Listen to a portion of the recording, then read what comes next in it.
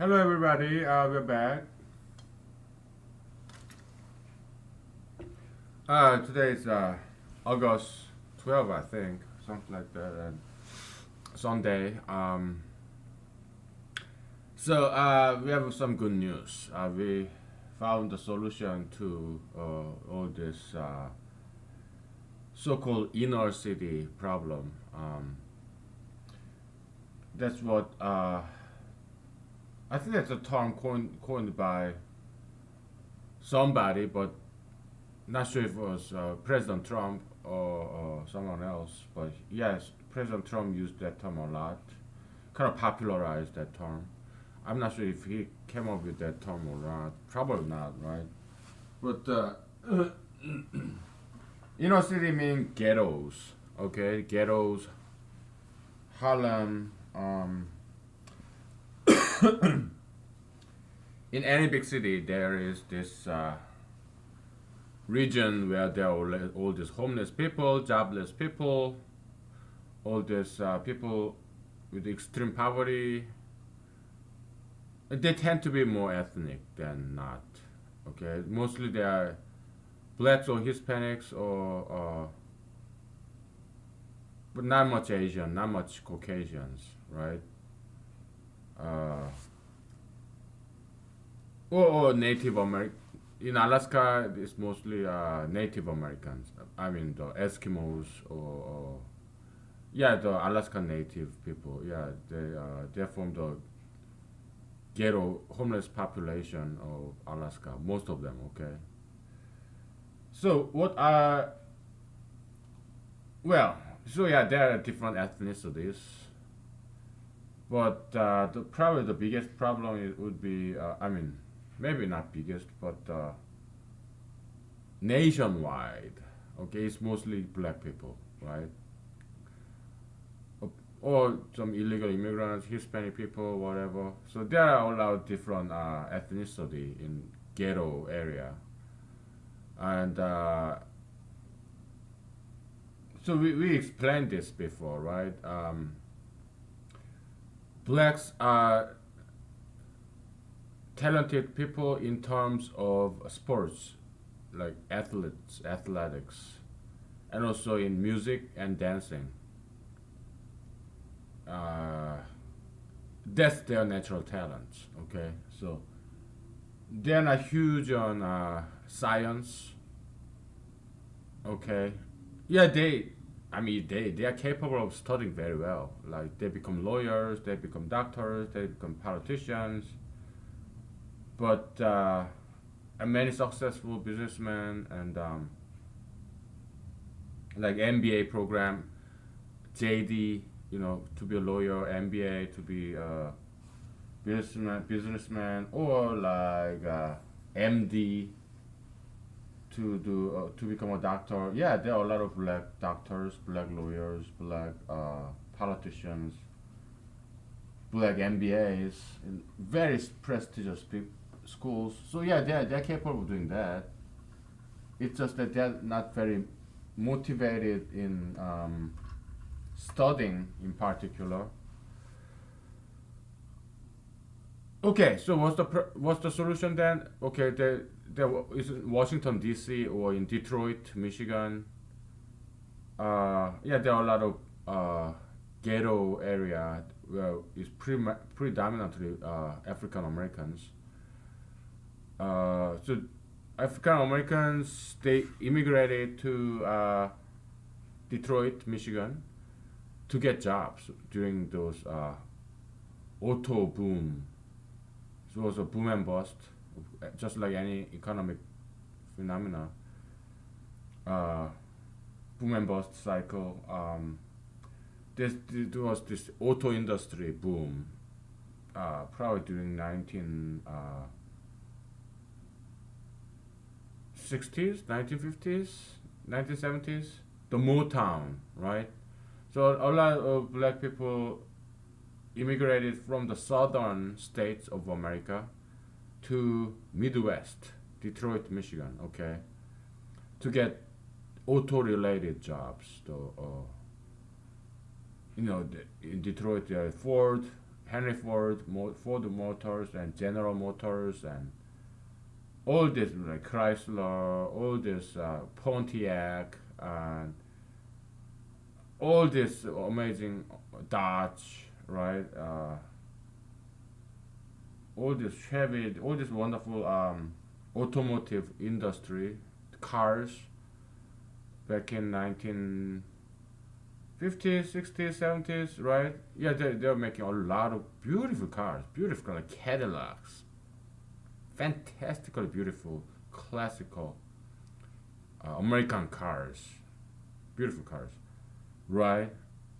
By far more beautiful than the cars that America make nowadays. Okay, so yeah, America need to go through this renaissance, the rediscovery of old America, beautiful, where people used to invent amazing things like light bulbs, cars, airplanes, computers, internet. Okay, we need to go back to that American Renaissance. That's what we need. And if I'm the president, yeah, I can make it all happen. Okay, in 2020. So yeah, think about that and try to get me the presidency somehow. Okay. All right. Anyway, so that's Detroit, Michigan. So yeah, black people are not lazy people. If they had been lazy people, they would not have come to Detroit, Michigan to get jobs. They wanted to work. They wanted to get jobs. They wanted to make cars. That's why they came to from South to Detroit, Michigan. And why did they? So big cities, as opposed to rural America, like Alaska is pretty much rural, right? But well, we have Anchorage, which is a big city. But big cities in America, big city America, metropolitan America, like New York City, Los Angeles, De- Detroit is not that big anymore because you went through boom and bust cycle, so not many automotive industries left in Michigan. Okay, many of them left Michigan, or especially Detroit. Okay, but like Chicago, New York, Los Angeles, uh, Washington D.C., all those big cities, uh, they tend to be liberal. Okay, why? There are many different reasons for it.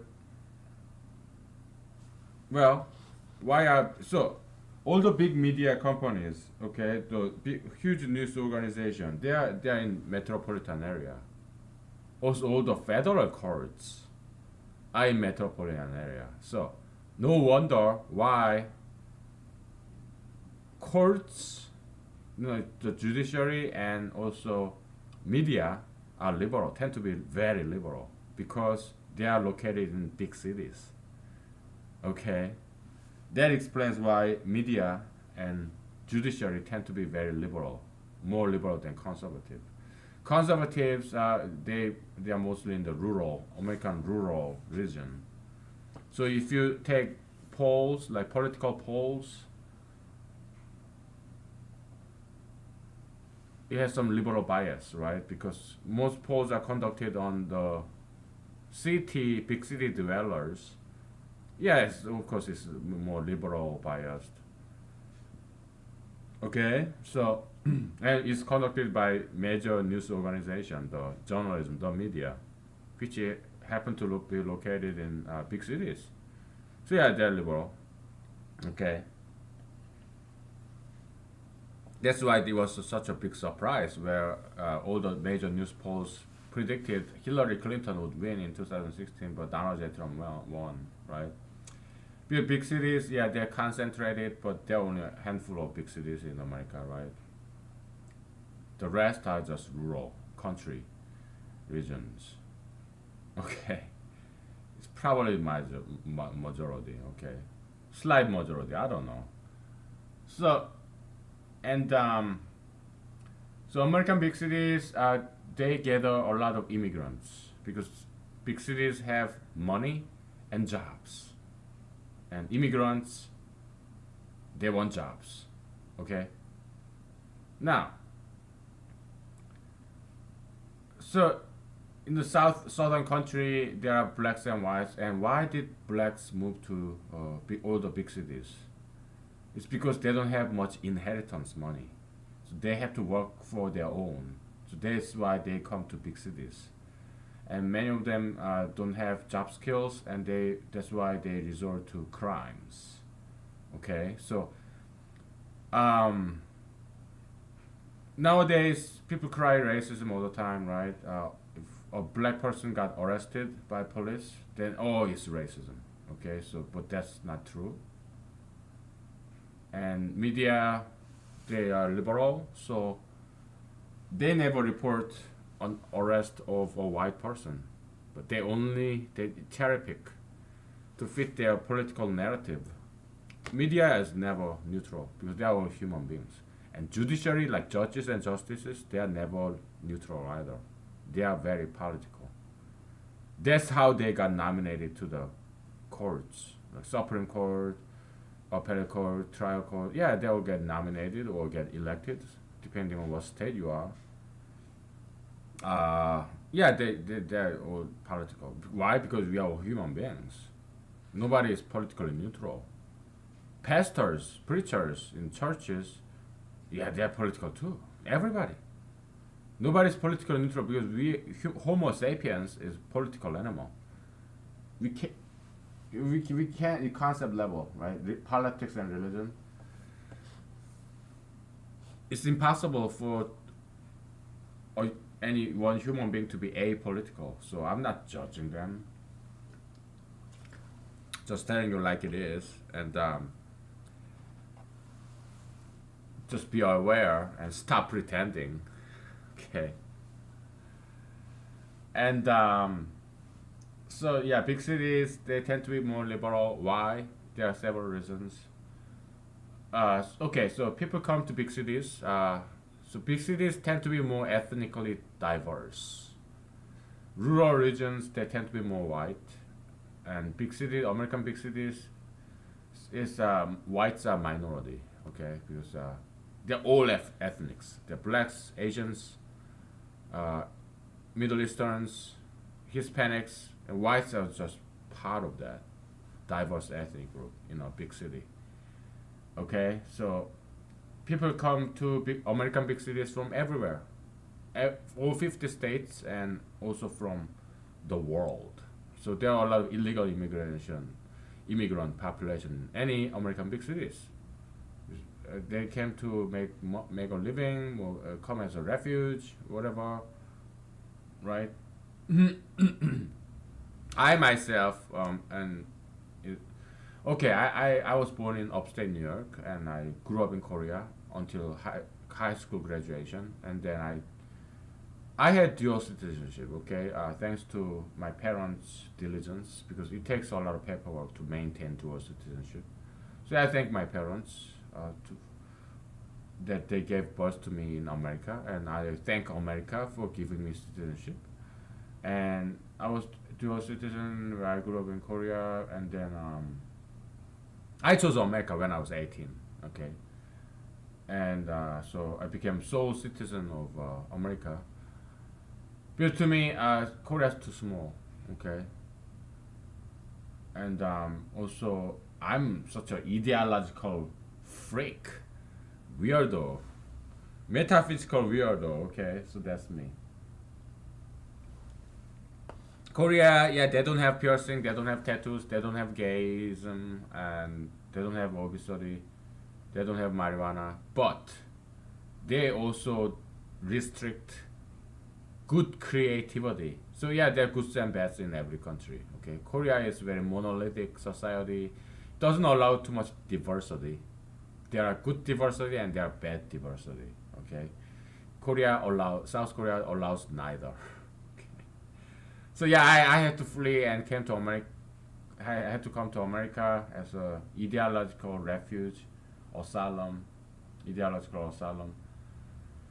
And America allows both good diversity and bad diversity. They allows me to be here. I have weird, strange ideas, but they tolerate me. But they also tolerate gayism, tattoo piercism, marijuanaism. They tolerate everything, both good and bad. Okay, so yeah, so there are goods and bads in any country, and Korea, America is no exception to that general rule, law, natural law. Okay, descriptive law, whatever. So yeah, immigrants they come to America and they settle in the big cities, and all the poor people in the nation they come to big cities to get jobs, but not everyone get jobs. So many of them depend on the government assistance. Okay, so big cities. Yeah, so I learned this all from other people. Okay, everything I tell you here, probably majority of what I tell you, my knowledge is from other people, and I add something. Okay, but I'm a synthesizer, collector of wisdom and knowledge from other people because I'm a good listener. If I'm wiser than average people, it's because I'm better listener than average people. I love listening people's stories, meeting new people, and talking about random topics. And mostly I listen. I prefer listening. Okay, right now I'm not listening to anybody because there is nobody. Okay, so that's just me talking. I live by myself. Okay, but when I'm with other people, mostly I listen because I love listening. I prefer listening. Okay, because I want to learn something. What's the point of reiterating things that I already know? It's boring. Because something, it's not something new. I already know it. Me talking about something I know, this it's not fun. But this is fun because I'm imagining, fantasizing that one day people in the world would be listening to this, watching this. So yeah, it's fun. Anyway, so the I don't want to keep my low tone voice because I sing, okay, karaoke. I want to have this variety, this wide spectrum of voice, and I want to keep maintain my high voice too. And if I keep low tone, then my voice become low tone. I don't want that. Okay, I want to maintain my high voice tone too. I want to keep it. Okay, so and it's been a long time since I sang because I'm recording this, and to upload this to YouTube it takes long time, a day, half a day.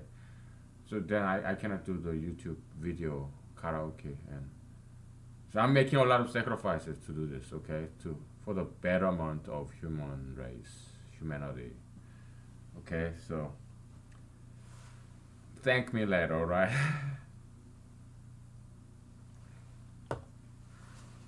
Okay, and yeah, big cities they tend to be liberal because liberalism, conservatism is about capitalism. Liberalism is tend to be more socialistic. You know, liberalism has. I'm not saying liberalism is bad. I'm registered Republican, but I love Democratic Party. I love liberals. I love liberalism. There are many goods in there. Okay, and republicanism, Republican Party, conservatism. There are a lot of bads in there too. Okay, I'm 51% Republican and 49% Democrat. Okay, I'm 51% conservative and 49% liberal. All right. So liberalism, they tend to be more soft love, just like a mother. Conservatism is more like a tough love, just like a father.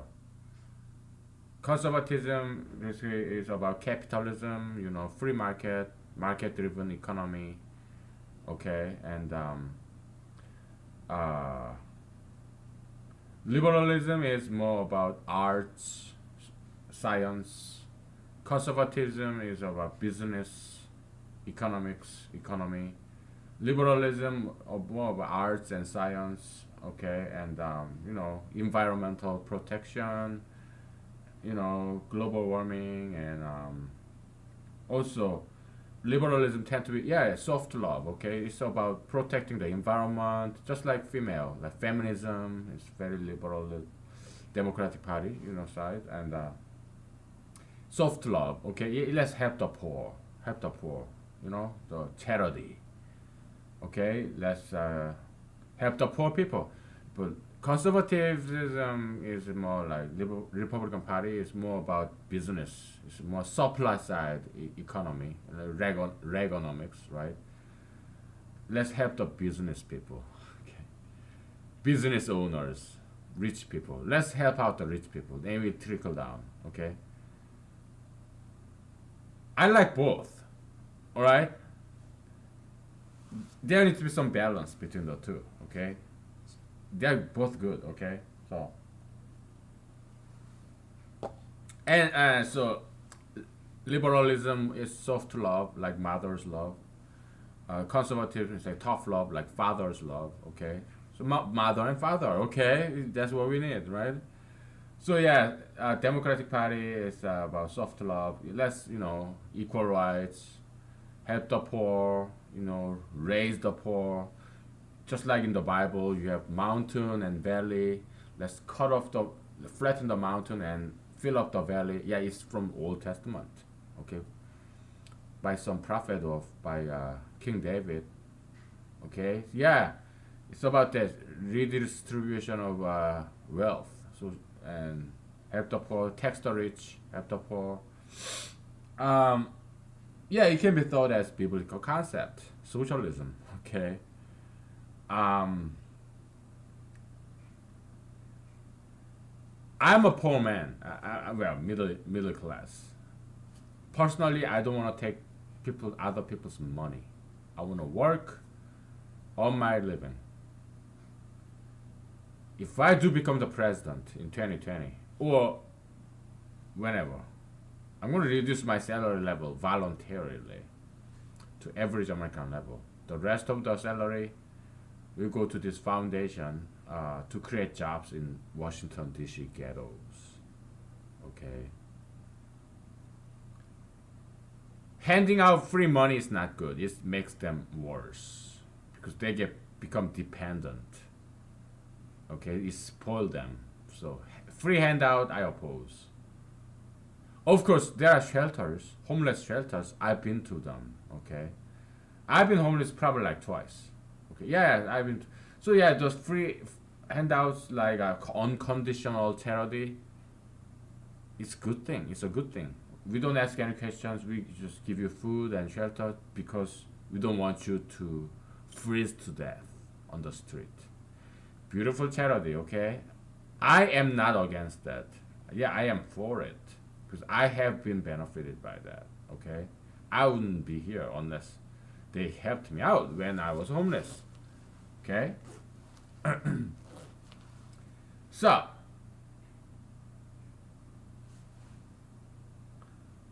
I will tell you about that story later. My homelessness, okay? It was an interesting story.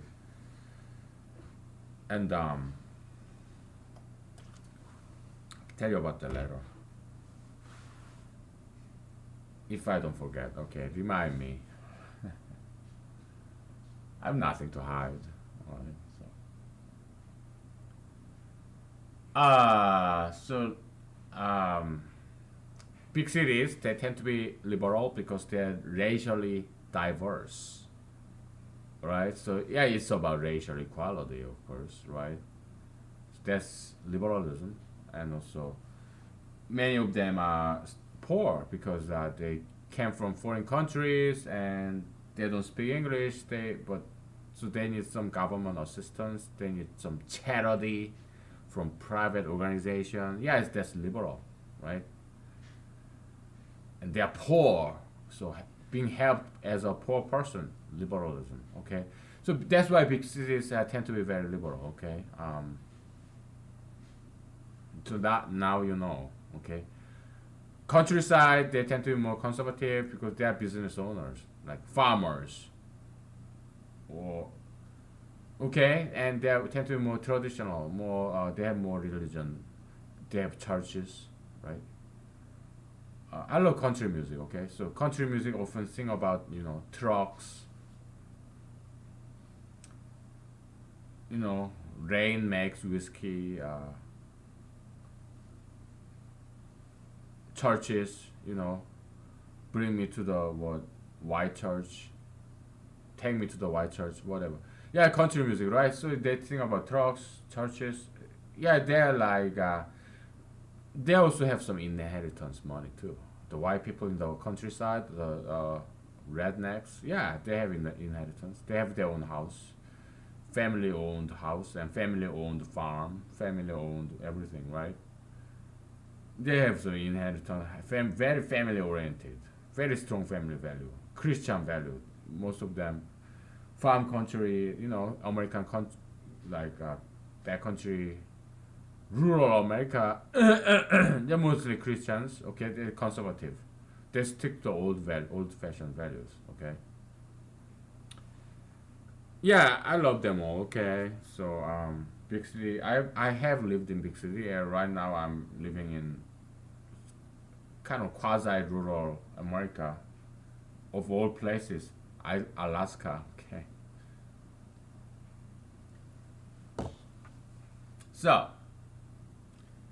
many times I go to political meetings or church or bar. Many times I find myself the only non-white person. Okay, and they're nice. Okay, they're not racist or anything. Let's talk about racism just a little bit.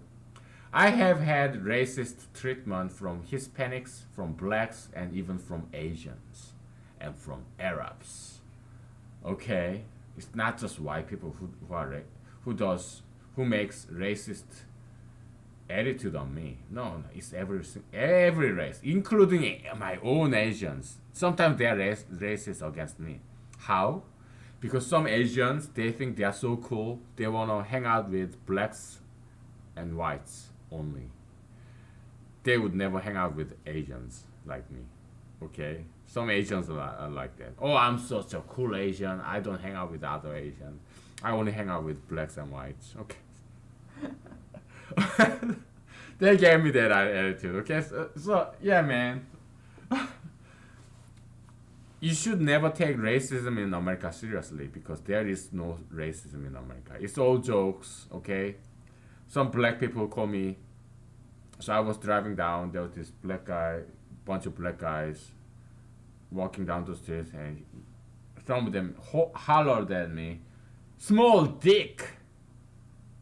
Okay, he shouted it out. He yelled it out. Okay, screamed, "Small dick." Okay, because I was driving a car and those black guys, they were just walking down the street. Okay, and some Hispanics. Yeah, there was this Hispanic mechanic. There was me and there was white guy. We both wanted our car fixed, and this Hispanic mechanic was super duper nice to these white people, but was so rude and mean to me, an Asian guy. It was obvious that he likes white people and not Asians. Okay, and yeah, there's so many funny things. Okay, yeah, I suffer this racist treatment, but it's nothing serious. I just laugh it off. Okay, and so should you. It's nothing serious, really. Okay, so enough with that. Enough with that. So let's talk about solution to all this. Well, there are many city problems. So ghettos. There are many different ethnicity, but today we will focus on blacks first. The solution is decentralization of Hollywood and decentralization of ESPN. Okay, the entertainment industry and the sports industry. We need to decentralize it. Okay, what does that mean? I'll let you think about it for 5 minutes, because we're gonna take a break. Okay. All right.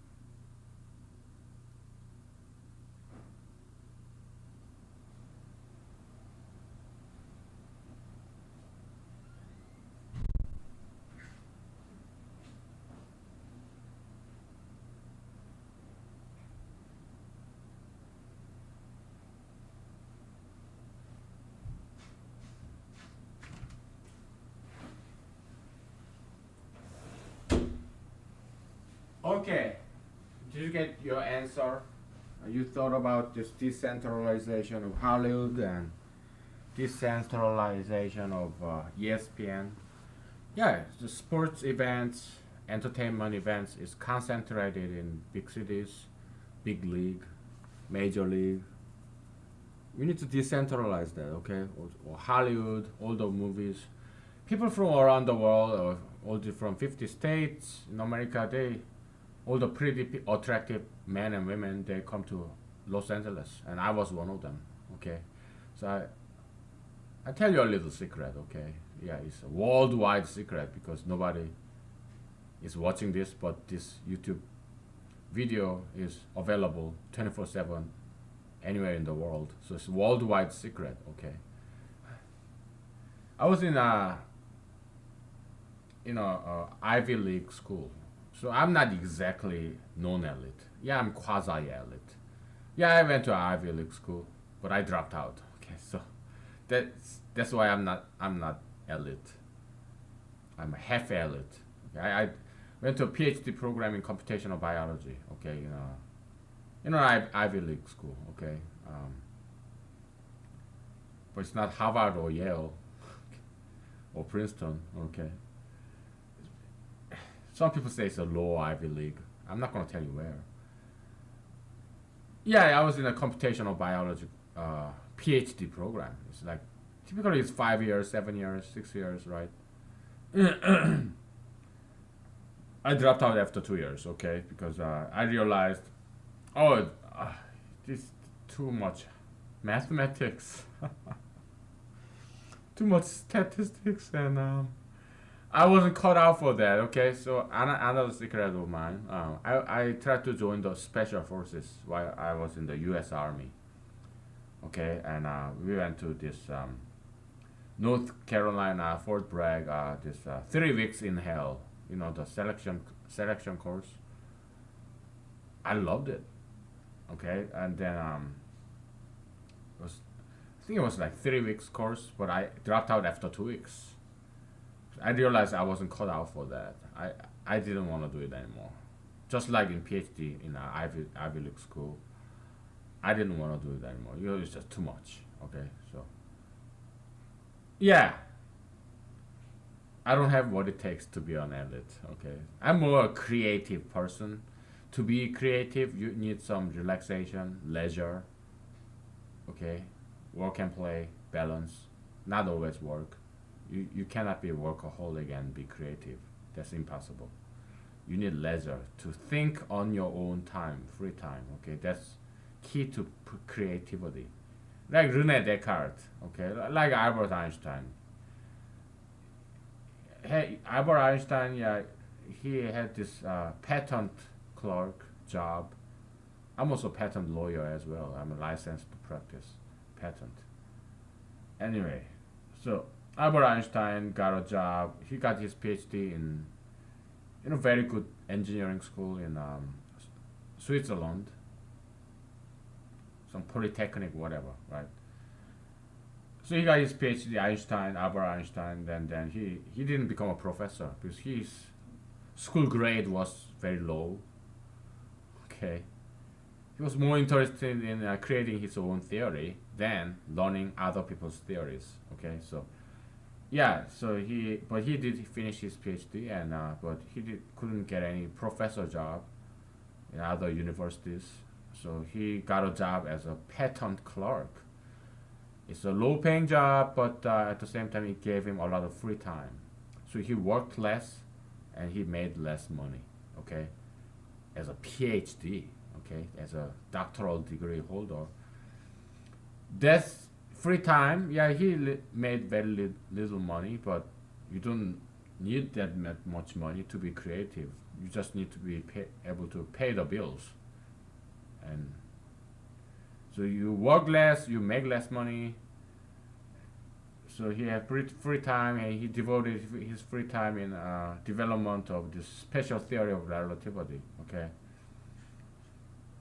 And Rene Descartes, yeah, he was a tutor. He taught mathematics to rich people's sons and daughters. Okay, so he had a lot of free time, so he would just lie down late in the morning in his bed and look at the ceiling. There's story, speculation. He was looking at the ceiling and then he came up with this XY coordinate, Cartesian coordinate, okay, two-dimensional coordinate. There was this fly on the ceiling and okay, there's X and Y from the corner of the ceiling, just three ceiling and these two walls. Okay, that's the zero coordinate. What's the coordinate of this fly on the ceiling? It's a story, okay. Anyway, so it says Schopenhauer's theory on creativity. Okay, a lot of time, a lot of leisure. That's how a person can be a genius, being creative, come up with something new. Okay, there's Arthur Schopenhauer, a German, one of my favorite philosophers. And he's German philosopher. Anyway, so so yeah, my computer programmer job allowed me. Yeah, I worked less and made less because not many people know how to do computer programming, and not many people want to do computer programming because it's not easy. So it gave me a job and a lot of free time too, because computer programming is about developing a software, but once you have built it, it's just maintenance. It's debugging, you catch bugs in the computer program, meaning errors, okay? So some small minor malfunctions. Yeah, it's maintenance, okay? But so yeah, employers, they need us, computer programmers, they need us. Because not many people can do computer programming, okay? But we don't have that much, we are not that busy, okay? So I mean, yeah, some computer programming software company are busy all the time, like Microsoft, whatnot. Okay, but many of us, computer programmers are not that busy. But we have full-time employment because they need us. Because troubleshooting, like some clients can just pop up at any time, right? Then we have to be there to fix this software problem, troubleshooting, okay? We have to be there 8 hours a day, but most of the time, yeah, we don't work because there is no work, but they need us to be there when the problem arises. Then we respond right away, okay? So yeah, that is a stable job and they give me a lot of free time. So yeah, that helped me a lot of this political endeavor or this software, not the humanology development. Okay, so I had a lot of time to just think. All right, so just like patent clerk job in to Einstein did, or tutor job in Rene Descartes did. Anyway, back to the solution of this decentralization of Hollywood.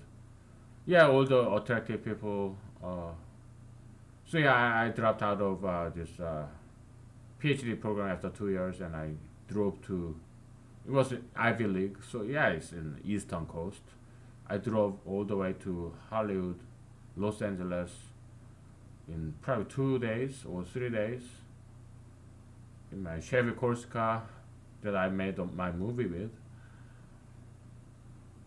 and I got a job as a McDonald's and Subway sandwiches. Those are my only Fortune 500 experience employment. As a drive-through, the McDonald's and sandwich maker in Subway. Okay, I liked it. Okay, but I got a computer programmer job later on. So, but I did acting during the weekday nights and weekends, small stuff like film, student film, and community theater, which I really enjoyed. And yeah, great people, So I met with people from everywhere to be an actor or model, both male and female, and in Los Angeles. Yeah, I worked with them, and they're beautiful people, from everywhere in the world and everywhere in the America. Okay, so we need to decentralize Hollywood, and also ESPN, the sports and entertainment industry, because so that you don't have to go to Los Angeles. You can do it in your own hometown. So I was into politics for a while, right? I still am, but I just don't go to political meetings anymore. Okay, because I grew out of it. I graduated from it. I learned everything that they have to teach me. Okay, so I learned a lot, so I got out. Okay, so now I'm doing this. Just my own propaganda videos. That's mostly the only thing I do, because I no longer write to newspapers, national magazines, because they don't publish it.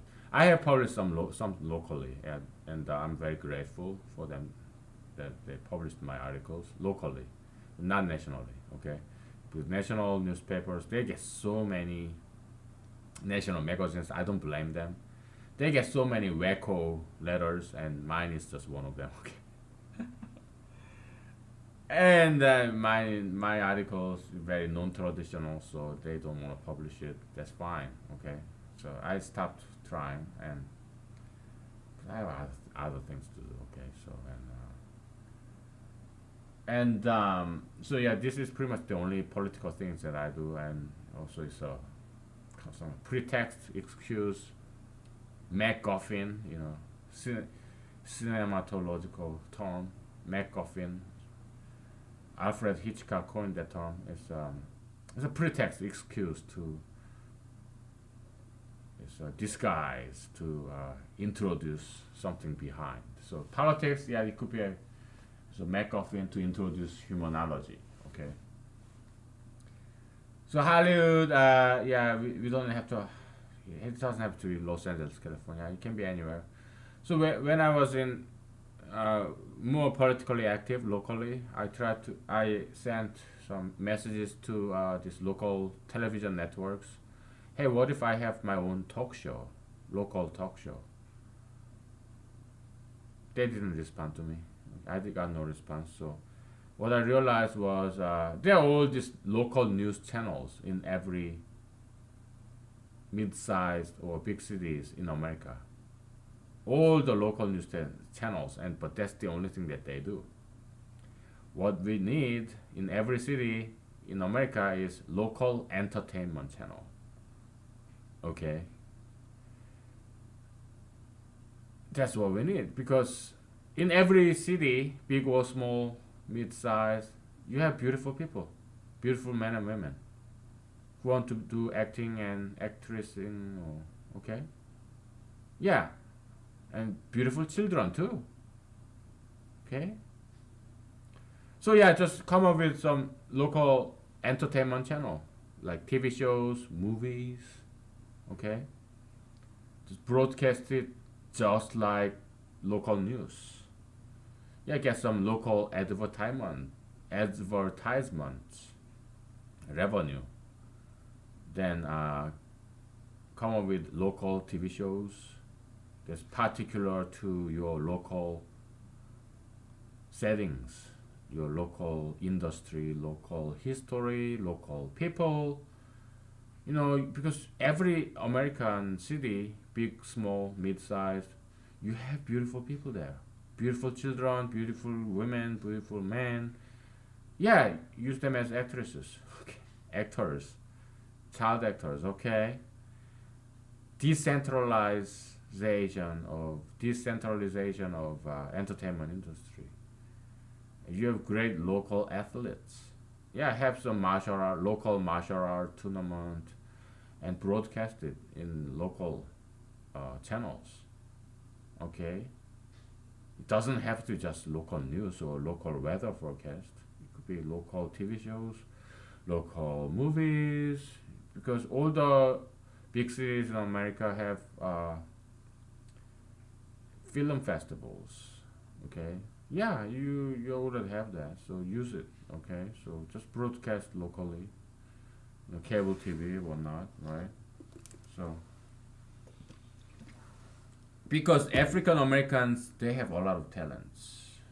They are great comedians, and African Americans are they're not lazy people. Yeah, I understand. Though Cedric the Entertainer, he's a great comedian, and one of his stand-up comedy, he said, yeah, oh, black people don't work.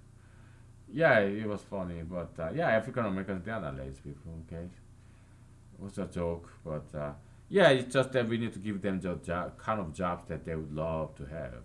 Okay, entertainment. Okay, acting, stand-up comedy, singing, dancing, you know, all martial arts, dance competition, rap, hip hop competition, break dancing, whatever. Okay. Well, it could be some documentaries of their life, whatever it may be. Okay. Yeah, the local entertainment industry. Okay, so local sports and industry. Because right now, sports and entertainment industry is too centralized. So that's why there are not many jobs in entertainment or sports industry. Only a few get this top ranking Hollywood acting roles or this national football league. It doesn't have to be that way. We can decentralize entertainment and show business and sports industry so that there are more jobs there. So we can hire Hispanics and African Americans. They're good at entertainment and sports. Okay? Or all these beautiful white people in everywhere in America. While they're still young, let them make movies and TV shows and do something with their beautiful, youthful images. You can make a lot of money with that, okay? It could be a just part-time job, just like I did, just like many people do in Hollywood. Your full-time job, that's pretty much all the unknown actors and unknown models. They have waitress job, and I happen to have computer programmer job. Yeah, they all do work full-time during the day, weekdays, weekday nights, and weekends. Yeah, they do acting. I was one of them. Okay, so yeah, so we have a solution. I have solution for every single problem in the world, not just America.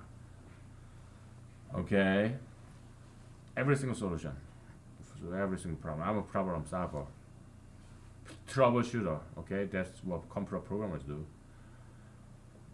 We solve problems. Okay, so yeah,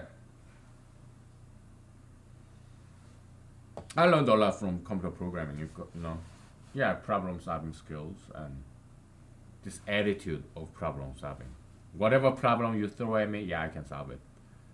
Okay, it's computer programmer attitude. Okay, so I'm not saying you have to become a computer programmer. I'm not saying that. And it's a nice skill to have.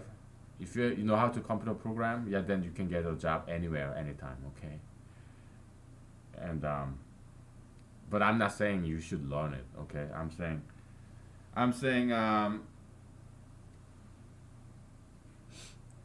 I appreciate my computer programming background. That's what I'm saying. Okay, just like honoring your parents.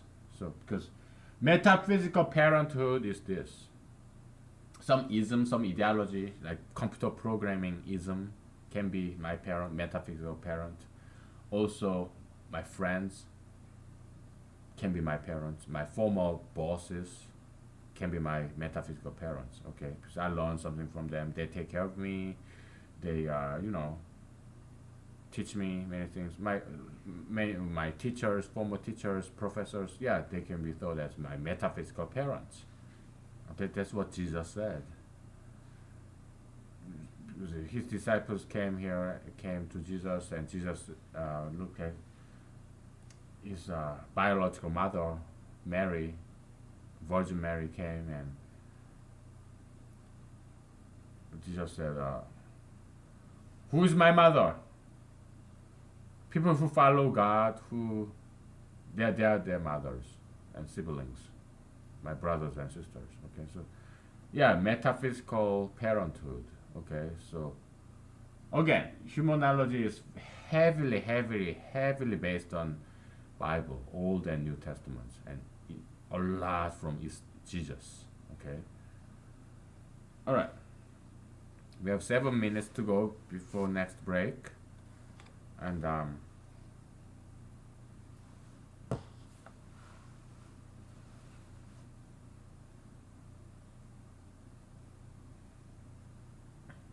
let's do some humanology.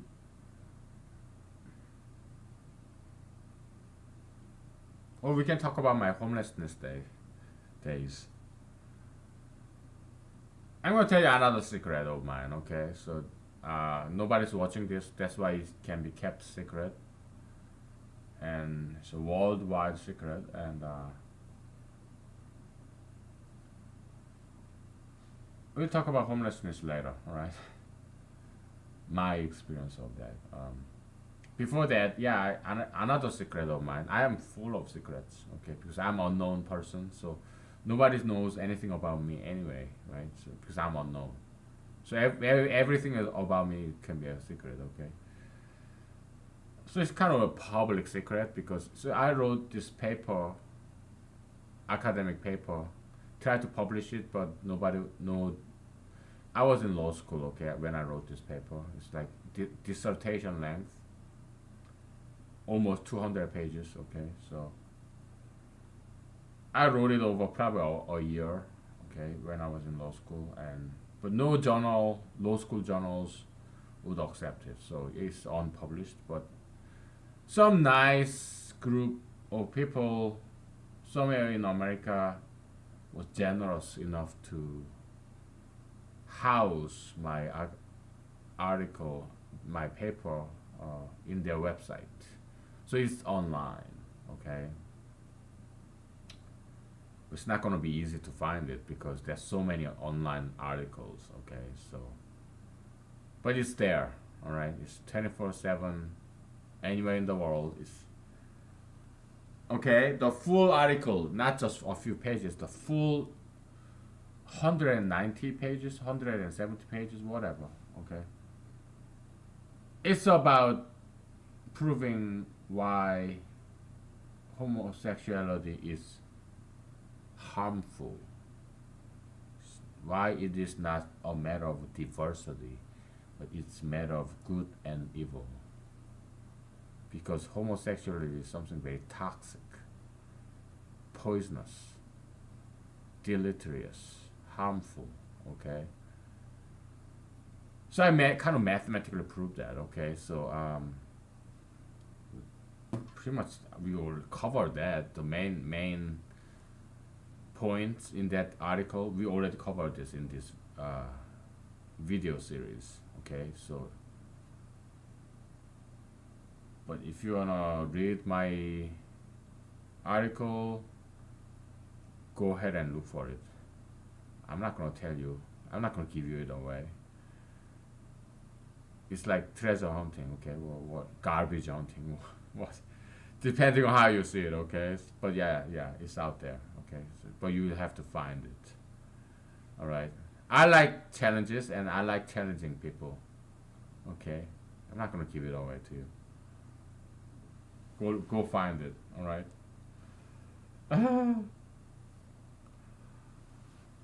So we have like 30 more minutes before break. You know what? Let's take a break early. Okay, and I talk about my homelessness days. All right, take a break.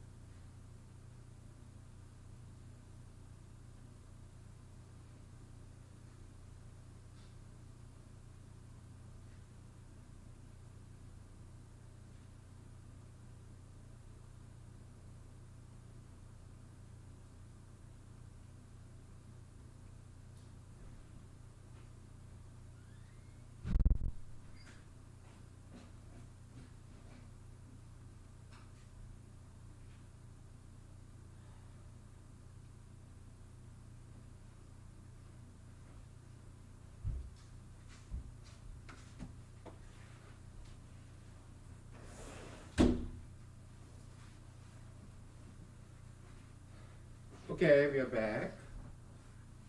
And thank you for being with me today. Wherever you are in the world, or in America, or in Korea, thank you for being with me.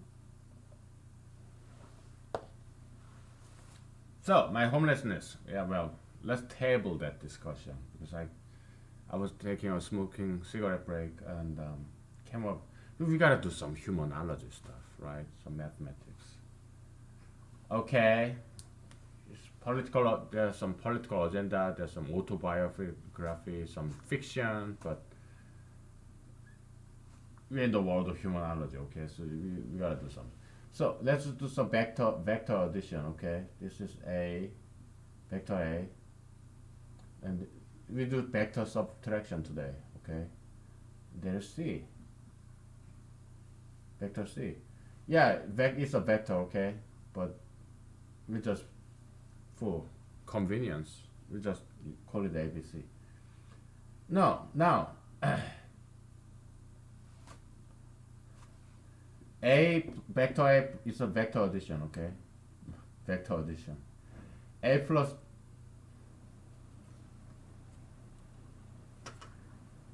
C vector addition equals is a vector equal. Okay, it's a joke, mathematical joke. A plus C equals B. Okay, everything is a vector. Operation and equality, they're all vector.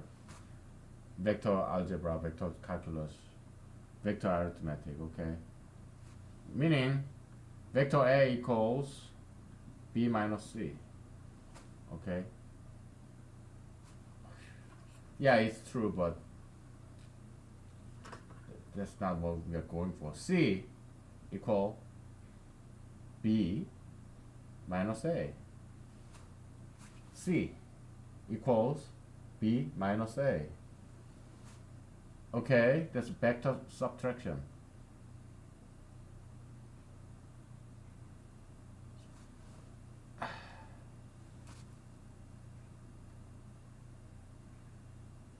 It's conceptually significant. Okay, C is the resultant vector. Okay, of this subtraction operation.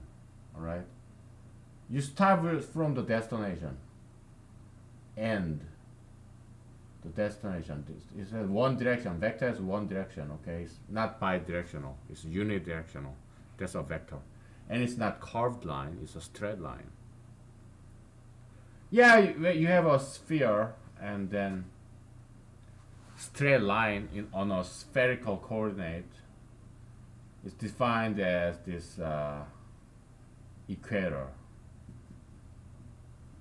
the largest circle, because that defines the shortest distance between these 2 points on the surface. Yeah, you can imagine you're going through the earth, make a tunnel and come up with this straight line, Euclidean straight line tunnel, underground tunnel, right? But on the surface, the straight line like highway, they're curved. There cannot be no straight line on the surface of the earth. It's curved line, no matter how straight you want it to be, because Earth's surface is curved. Okay. Yeah, so that's the straight line, the quote-unquote straight line on the spherical surface. That's called Riemannian geometry. Okay, they have all this fancy saddle shape, this hyperbolic or spherical or parabolic coordinate system. That's Riemannian geometry, as opposed to Euclidean geometry, where it's just x, y, and z in space. Okay. All right. So vector. Yeah, you can define this vector addition, curved vector addition between these two. Sorry, two vector addition. Just vector A, vector B. Then just vector parallelogram. You have this vector addition Yeah, you can define that. Okay, that's fine. Well, we are dealing with Euclidean geometry here. Okay, so straight line is just straight line. It's not some biggest circle in the sphere. No. Let's, because we want to simplify things here. Okay. Now,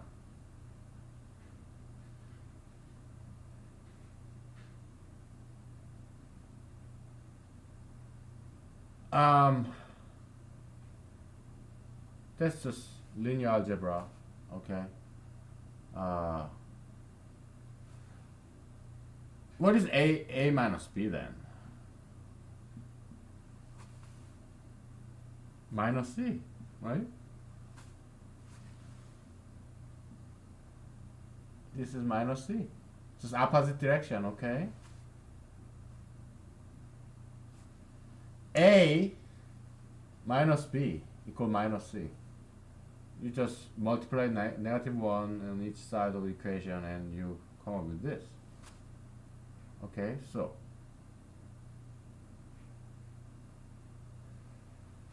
this is important in the concept of copium transfer, right?